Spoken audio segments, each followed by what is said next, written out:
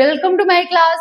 दोस्तों आज हम जानने वाले हैं सबके व्रत में खाया जाने वाला, हर ओकेजन में बनने वाला क्या साबूदाना। साबूदाने को और किस नाम से जाना जाता है? सागो, या इसी को हम क्या बोलते हैं? Tapioca pulse. अब देखो भारत में जो इसकी शुरुआत हुई वो कब हुई?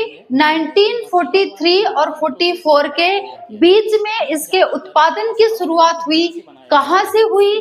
तो ये हुई जो हमारे ये हैं मतलब दक्षिण राज्य हैं, वो उसमें जो तमिलनाडु है, तमिलनाडु के सेलम में एक कुटीर या छोटे उद्योग के रूप में इसकी शुरुआत हुई।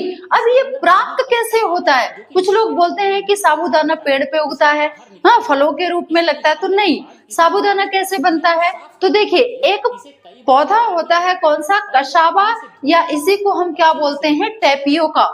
टेपियोका की जड़ों को, जड़ कैसी होती है? आपने वो शकरकंदी देखी है ना, सेम शकरकंदी जैसी इसकी जड़ होती है, थोड़ा आकार में लंबाई में थोड़ा ज्यादा होती है, लेकिन सेम शकरकंदी जैसी।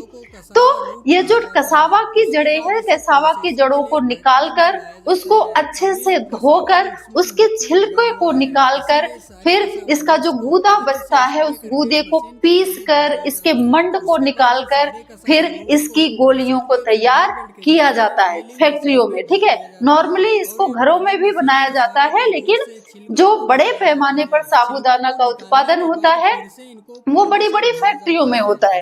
अब अफ्रीकी देशों में एक और पौधे से ये प्राप्त किया जाता है जिसको बोलते हैं सागो पाम, या इसी को हम साइकस बोलते हैं। ठीक है, इसके पेड़ के तने के गूदे से भी इसको प्राप्त किया जाता है, लेकिन ये जो सागो पाम से इसको प्राप्त किया जाता है ना, वो ज्यादातर अफ्रीकी देशों में प्राप्त किया जाता है।